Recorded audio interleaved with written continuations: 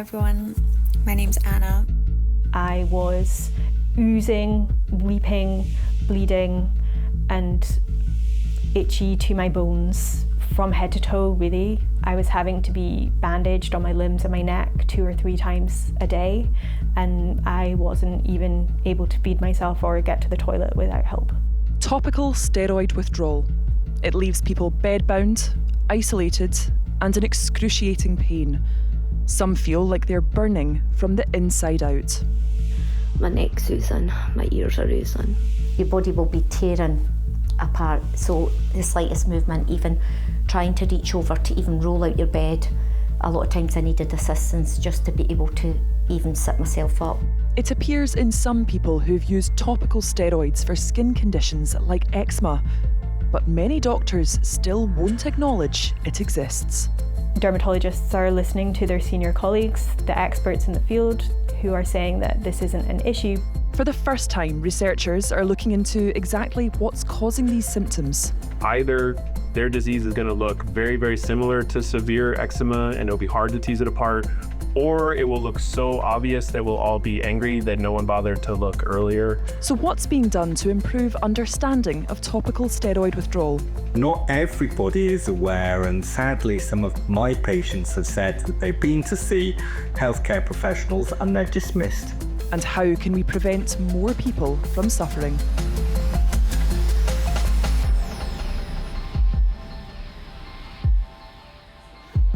Anna Crystal has dealt with occasional eczema flare-ups throughout her life. So when it's appeared again, she treated it in the same way she always had.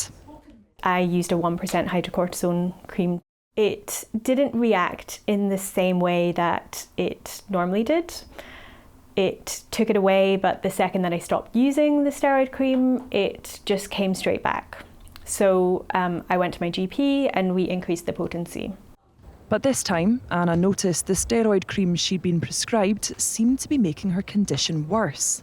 Every time I had a day where I didn't use them, the lesions were coming back worse. They would burn when I applied them, and everything in my gut was saying these seem to be making the problem worse, and they certainly weren't fixing it. So when you went to the doctors about this, what advice were you given? To continue using the topical steroids. Anna began to consider that she was in fact suffering from topical steroid withdrawal. It can cause symptoms like severe itching, burning, and an inability to regulate body temperature. But it's not a clinical diagnosis, which means getting a doctor to recognise it can be extremely difficult. I'd spoken to dermatology colleagues when I was a medical student about it, and they'd all made it clear that they didn't think that it was the entity that it was being portrayed as on social media, and that it was just people with worsening eczema. And I believed that for a long time when I was using them and things weren't getting better. It took a long time for me to admit or accept that actually maybe this was what was happening to me. Anna spent 15 years training for her dream job as a surgeon, but she had to step back from her work while she tried to get her symptoms under control. I spent a large proportion of my life washing my hands and wearing gloves, and that's just not something that I'm going to be able to do going forward. So I'm having to pursue other areas of medicine that are not specialised in maxillofacial surgery or oral medicine, and look at something a little bit less hands-on. What's that like? Pretty devastating. Yeah. I've spent a long time training and I'm pretty specialised in what I do, and that's what I want to be doing. Anna has now moved back home with her parents. Her mum, Mariana, a former nurse, has taken to caring for her.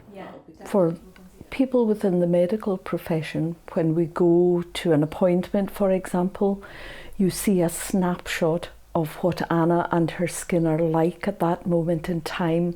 What you don't see is everything that goes on out with that. Watching your life shrink to within the 4 walls of your bedroom.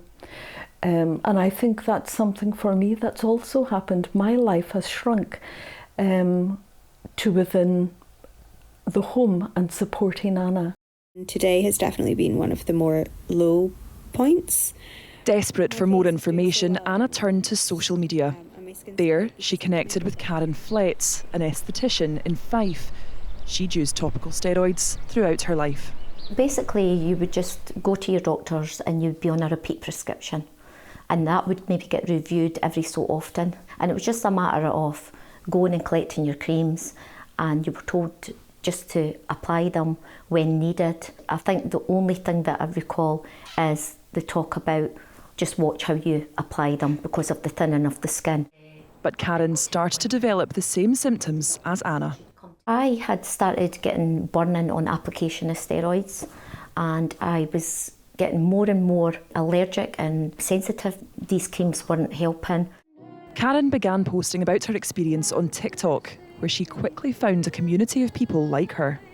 What was happening was there was gaslighting on a high level, being pushed to go higher with steroids, being told that it was very rare, that not to listen to media. Like Anna, Karyn felt her steroid creams were making her symptoms worse and decided to stop using them. Because it took everything to try and walk downstairs, and the pain I'm in is indescribable. You've described the aftermath of coming off those steroids as hell. Can you tell me what that was like for you? Basically, you have no sleep whatsoever. You've got mass insomnia. You'll be scratching. It's a deep bone itch. It's like a neuropathic itch. It's nothing like an eczema itch. You will tear like you're trying to get down to the bone. You have a thermal dysregulation that happens to your system, and you can't control your temperature. You don't have the ability to sweat, and this makes you feel like you are just burning from the inside. It's excruciating. It's something that you wouldn't wish on your worst enemy. There's times where I was pushed to the limit that I didn't want to be here, to be honest. My neck's really painful. Everything's really painful. Across my chest is like sandpaper and elephant skin. Every movement is tearing. As her symptoms worsened, Karyn returned to the doctor, but didn't get any answers. I was pleasantly surprised by the GP that I went to. She didn't have any understanding of it at all. She hadn't really heard of it, but she was interested and she did listen to me. But when I went to dermatology, it was very much that they didn't really want to acknowledge it. They didn't want to get into conversation about it. It was like the elephant in the room.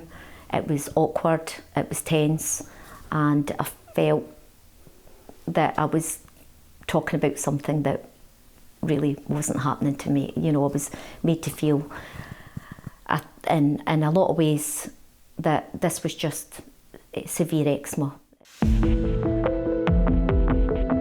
We asked the Health Secretary and the NHS for an interview about what's being done to support patients with topical steroid withdrawal. They declined, so we've come to this clinic to find out what GPs are dealing with. Dr. Anshul Goyal is a GP with a special interest in dermatology. Topical steroid withdrawal is not really a clinical diagnosis as far as I'm aware.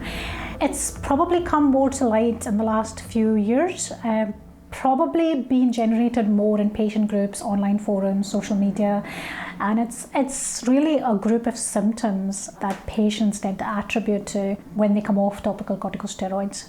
As a clinician, what would be useful for you going forwards in treating this condition? I feel like because it's starting to become more and more common for patients to present with this, we do need to probably take it a bit more seriously.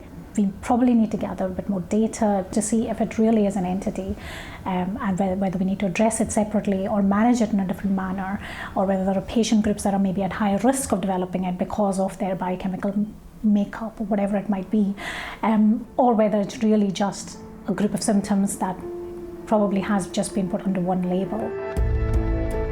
Just a few weeks ago, the first dedicated study into topical steroid withdrawal was published by the National Institute of Health in the US. It was carried out by Dr. Ian Miles. There was a ton of information on Google and those other kind of search engines, but if you looked at the medical literature, there wasn't really anything other than a few articles arguing back and forth about whether or not the disorder existed. Why do you think that was? I mean, looking back, I think there was maybe a lack of curiosity around the people who had the resources needed to do those kind of research projects. There were people who would say, well, maybe this is just a version of eczema or kind of a rare variant of it, but then wouldn't take that next step to see like, all right, well, why are some people getting this kind of eczema where most people clearly don't? Dr. Miles' research found patients presenting with topical steroid withdrawal had an overproduction of niacin, a form of vitamin B. Crucially, it's not present in patients with eczema. When we started the project, I told the patient advocates that either their disease is going to look very, very similar to severe eczema and it'll be hard to tease it apart, or it will look so obvious that we'll all be angry that no one bothered to look earlier. And so I knew that was a possibility, but it was, I guess, a little surprising just how overwhelmingly clear the signal was and how once you know the niacin overproduction, you can then sit down and explain every other symptom that the patients have that are not found in regular eczema. Dr. Tony Bewley is a member of the British Association of Dermatologists. He says the profession has to take notice of this new research. Sadly, I think that the message about the difference between topical steroid withdrawal and other forms of skin problems, including the skin problem for which the topical steroid was originally given, I think there is confusion about that. And I think there are some people who just haven't even heard of this, which is why it's great that it's being made available, but also that healthcare professionals have a bit of a wake-up call and understand that this is an important problem and that we need to understand it and work with our patients. Our research has shown over the last 5 years the number of topical steroid prescriptions in Scotland has increased by more than 100,000. But Dr. Bewley says that isn't automatically a cause for concern. There may be many causes for that. We know, for example, that sadly the amount of eczema that patients have is going up, and we don't really understand that. And that might account for the use of the topical steroids, but also topical steroids used appropriately under supervision in an appropriate way for appropriate patients are usually very safe indeed. While the medical profession attempts to get to grips with topical steroid withdrawal, this latest research has given some hope to patients. I think we definitely need to listen to the research. It's the first kind of piece of real qualitative research into topical steroid withdrawal, and it was a very small sample size, so only 16 patients. However, it really paves the way for much further research to be done because there's still an awful lot of work that needs to be done to understand what's happening and why it's happening to some people and not others.